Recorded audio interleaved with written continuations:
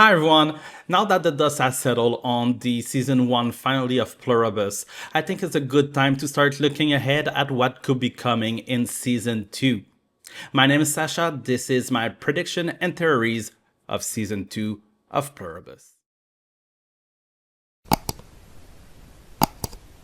As always, spoiler warning, if you haven't seen this season 1 of Pluribus, I would suggest you to pause this video and go watch it.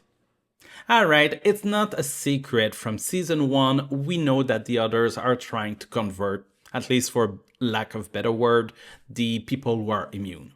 It's not just a goal for them, but it's a necessity. They have to get everyone to join. And they even said it at one point that they weren't happy when they realized that the process they had found would require invasive procedure and therefore consent from the immune. That alone already tells us a lot about how desperate they are. But then we get that big reveal near the end of the season, the one that basically puts an end to Carol and Zosia's situationship. We find out that the others already have what they need from Carol's frozen egg. And on top of that, there's a ticking clock, about a month or so before they have that quote-unquote cure to get Carol. And that changes everything. After that, Carol's comeback from her trip with Zosia is completely different. She tried to do a happier route, it didn't work. Carol is back going all in. She shows up with an atom bomb, tells Manusos that he wins, and that she's now fully in. Not halfway, not morally conflicted, fully in. She's ready to do whatever it takes to stop the hive. So for season 2, I think that we're going to see a much darker, more aggressive version of Carol. Less hesitation, more extreme choices.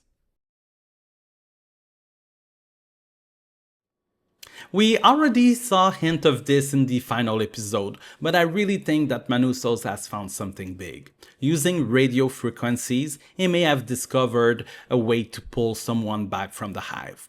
Maybe not cure everyone, shutting down the system, but bring back one person as a first step, most likely.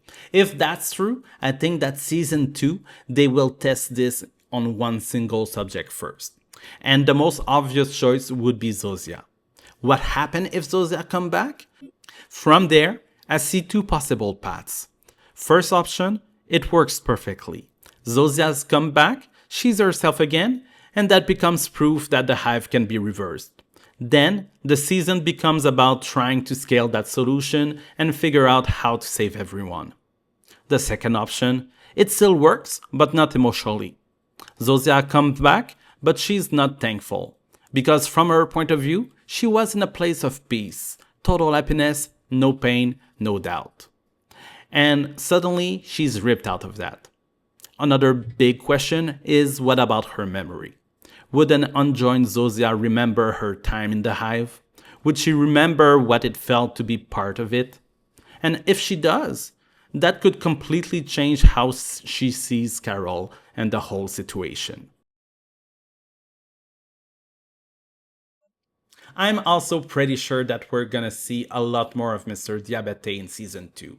He's had a lot more intimate contact with the other than most anyone else, at least for those that we know of.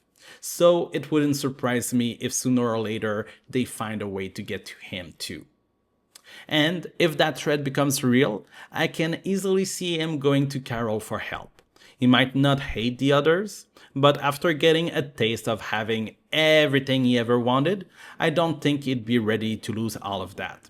So it could become a very interesting wild card next season. Not fully good, not fully bad, just trying to survive. One last theory. During Manuso's hospital visit, is it possible that the hive managed to get enough genetic material from him? Enough to start working on a way to convert him too? I know that he didn't actually give consent, but as they were treating him, could they have actually get some genetic material? If that's the case, then season 2 could put him directly into danger. And that would raise the stakes even more, especially with how important he is to Carol's plan. This one is more a hope than anything else. We know that the signal originated from Kepler 22b, but we also know that the others are setting up a massive antenna to relay it.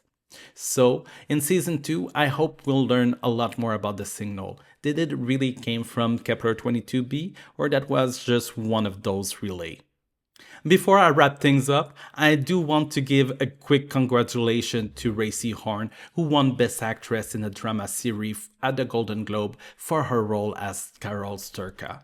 It's very well deserved, and honestly, I'm sure she will be on top of the job for the second season. If you enjoyed this video, give it a like and subscribe. Till next time, ciao.